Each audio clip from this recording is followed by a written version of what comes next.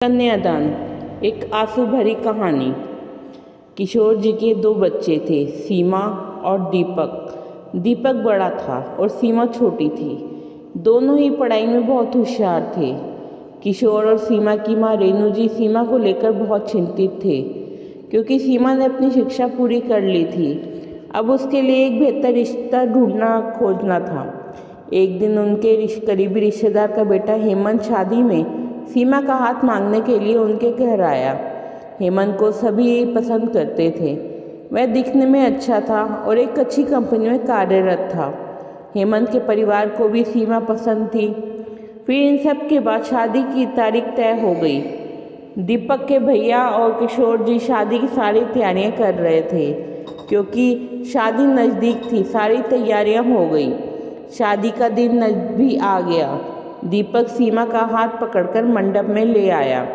सीमा सुंदर गुड़िया सी दिख रही थी। सुंदर नाक, आंखें, रंग गोरा, लंबी लंबी छोटी। सीमा देखने में बेहद खूबसूरत थी। दीपक सीमा को मंडप में ले आया और पंडित जी ने सीमा को कन्यादान के लिए हाथ आगे करने को कहा और उसका हाथ कांपने लगा। जिस पिता ने इस हाथ को पकड़कर दुनिया में चलना सिखाया, वही आज उसका हाथ किसी और पुरुष के हाथ में देने जा रहे थे। अपनी उस बेटी के बिना अपना बाकी का जीवन बिताना, ये विचार ही उनके लिए काफ़ी कष्टदायक था।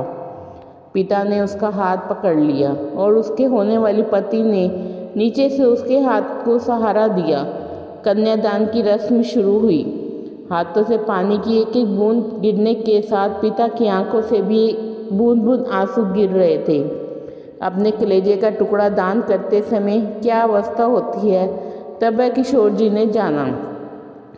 वह रस्म खत्म हुई। पंडित जी ने रेणु और किशोर जी के हाथों में दियों से पर्दा कर दिया। उनके सामने बेटी और उसका पूरा ससुराल बैठाया और पंडित जी ने कहा, आज से आपकी बेटी उनकी हो गई।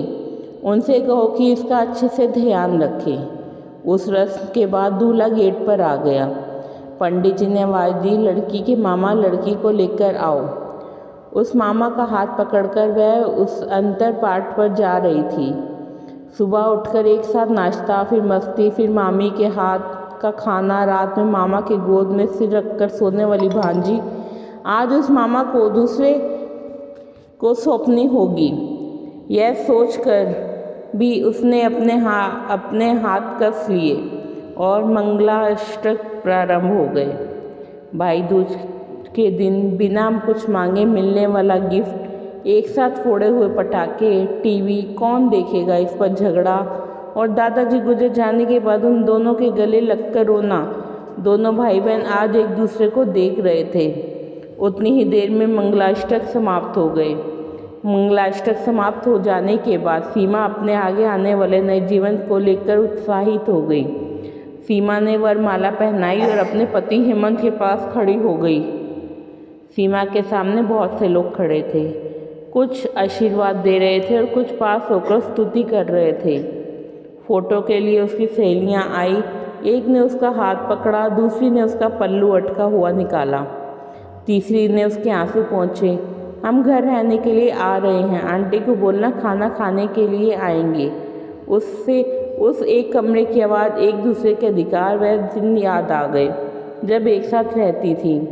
अचानक पति हेमंत ने कहा, तुम चारों की तस्वीरें ले लो, मैं साइड में खड़ा हो जाता हूँ। और वह चारों चेहरे हंसे। खाने की कतार में सीमा माँ बाप से दूर दूसरे लोगों के साथ बैठी थी। खाना खाने के बाद पंडित जी ने घोड़ी हार की पूजा करने के लिए बुलाया। सीमा ने वहाँ मन से पूजा की।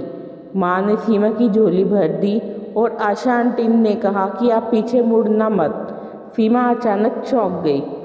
वह आगे बढ़ने लगी। इतने सालों से बच्चों की तरह पाले हुए उस चाचा का बांध टूट गया। स्कूल से घर वापस आने में देर हो जाने पर, अस्वस्थ होने पर वाले वह चाचा जी, जन्मदिन पर 5-6 फ्रॉकें उसको ला कर रखने वाले चाचा जी, मैं नहीं आने वाली, आज घर में चाची के पास रहूँगी कहकर रोने वाली, वह आज हमेशा के लिए दूर चली जाएगी। यह सीमा के दूसरे माँ बाप के रूप में चाचा चाची को भी यह बात सहन नहीं हो रही थी। उसकी पहचान आज बदल चुकी थी।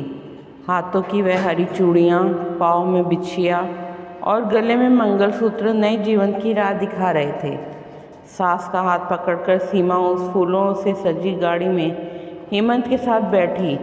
उस गाड़ी में खुशी थी और उस गाड़ी के बाहर खड़े सभी लोगों की आंखों में आंसू लिए उसे अलविदा कर रहे थे। सीमा बोली, मम्मी पापा आती हूँ मैं। बहुत मुश्किल होता है अपना कलेजा, अपने दिल अपने ही हाथों से बाहर निकालकर पराए हाथों में सौंपना, और वह अपने कलेजे को, अपने दिल को खुद के दिल से निकाल लगा कर रखेगा। फिर भी हर माता पिता इस मुश्किल काम का सपना देखते हैं, लड़की के जन्म के बाद से ही। ये कहानी पसंद आए तो चैनल को लाइक एंड सब्सक्राइब ज़रूर करें।